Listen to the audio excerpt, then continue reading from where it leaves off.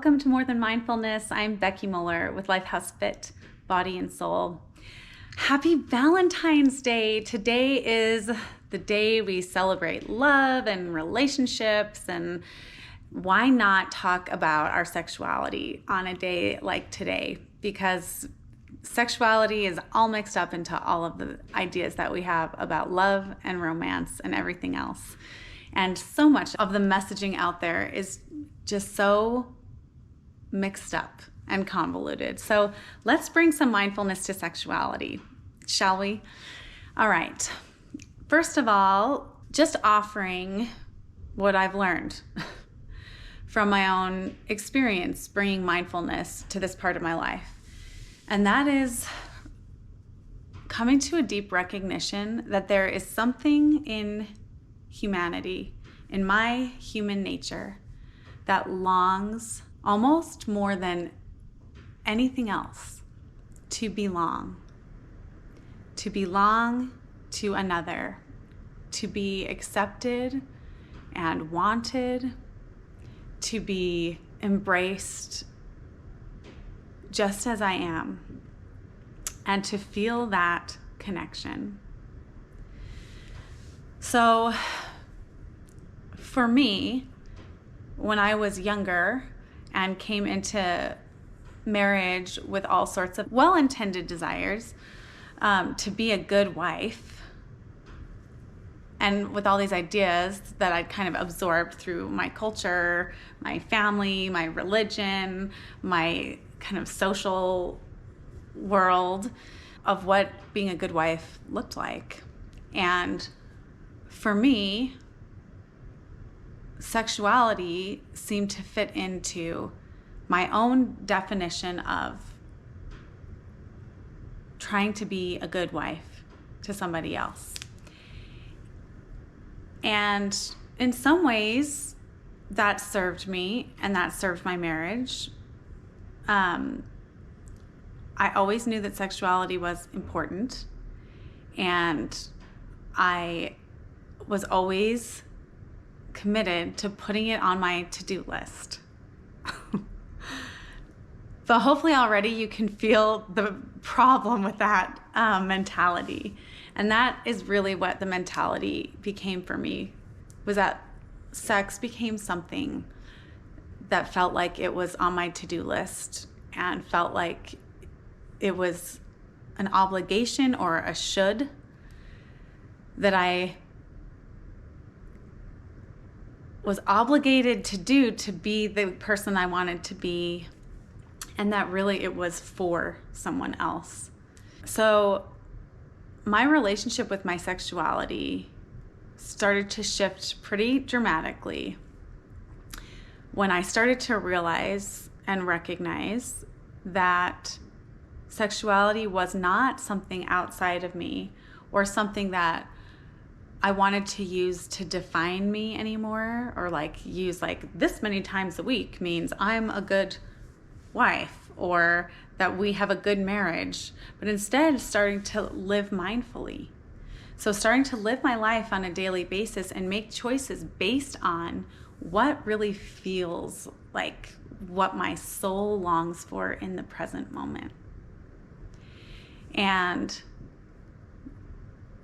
before I could find kind of this power of my sexuality, I had to give myself permission to say no to sexual experiences when I wasn't in a mindset to really embrace them or be engaging out of my own desire to really engage. And when I started to recognize that sexuality was a part of my humanity and a beautiful part of my relationship, but that what I wanted even more than that sexual release was that I wanted to be loved and connected and to belong to this other person. And I wanted this other person to belong and connect deeply to me. I wanted to be seen, and I wanted to see. I wanted to be chosen, and I wanted to choose. And that my deepest longing as a human being was really the base and foundation of the sexual energy that is a part of my life and a part of my identity as a human being. And that it was up to me to care for myself and to choose where I was going to expend my energy as a mom of 5 little kids, so that I had enough energy left to give expression to those deep longings, those deep desires to connect. So that is a practice that starts the moment I wake up and continues throughout my day. In order to have a great sexual experience with my partner, really requires that throughout the way I'm living the rest of my life, I'm taking care to reserve part of myself to offer to that sexual part of my relationship, and not allowing my entire life to be absorbed and my entire sense of self to be taken and depleted by overly extending myself to meet the demands of all the people around me, whether that be kids or work or friends or whatever. Part of me offering myself and creating the space for a truly exciting and beautiful and passionate sexual relationship with my partner is about me valuing that experience enough in myself that I will say no to other things in my life that I know will deplete me, so that when we get to the point in time where that's even a possibility, that there's nothing left to give. Okay? Bringing mindfulness to my sexuality has opened a window to an entirely different dimension of my life. And probably the most beautiful and sacred experiences have been as even in the moment of connection, of physical connection, of sexual connection, to see how present I can be in my mind, body, and spirit. That is my mind here in this moment. Is my mind using this experience as almost a ritual, or worship even is a word that comes to mind, of this beautiful, innate, holy desire to connect, to be faithful to see and accept and love another person.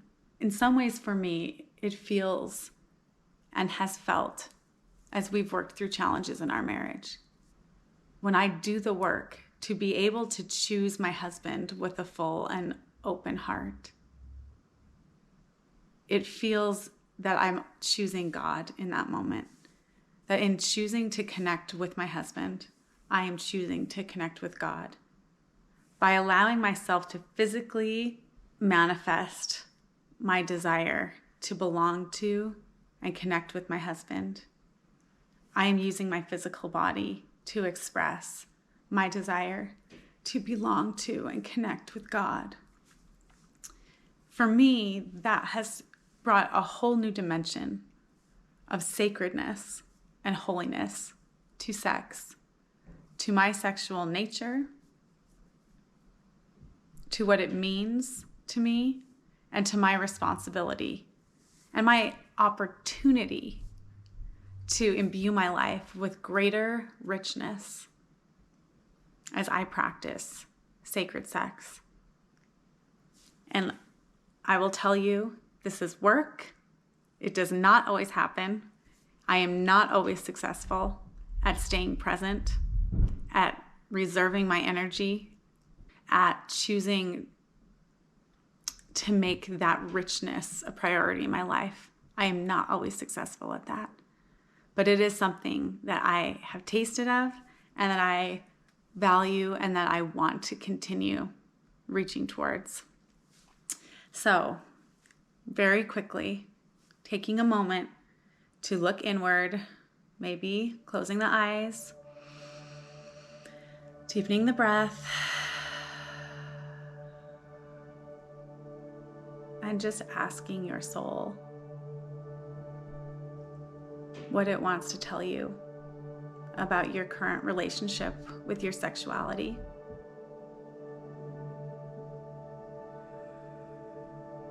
You might even see if you can mindfully bring awareness down into your pelvic area and see if you can feel the presence of the creative energy that lives there, that wants to be expressed, that is divinely appointed as a part of your human life. You might even see if you can feel a heat or see a color in this pelvic area.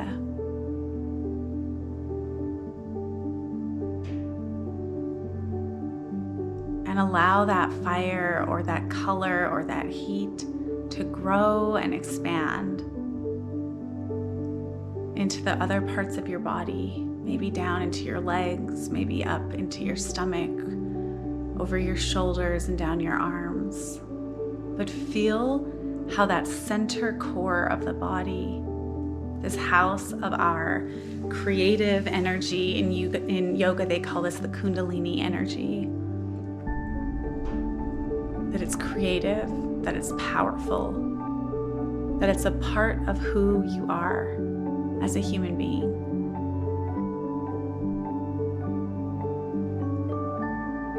You might just open your heart and mind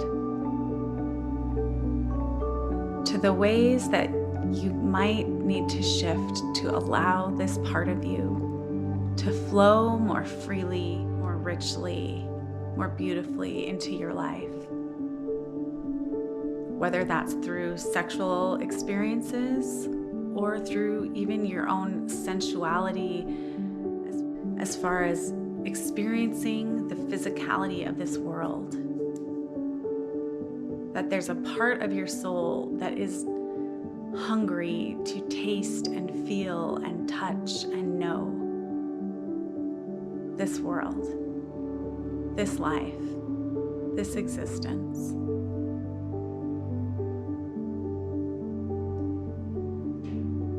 To feel that inside you. And maybe leaving this practice today with a little more courage to live life a little more passionately, freely, openly, and to use that sexual part of who you are wisely in a way that honors your deepest longings to belong, to truly connect to another, to see and be seen as a whole, imperfect, beautiful human being.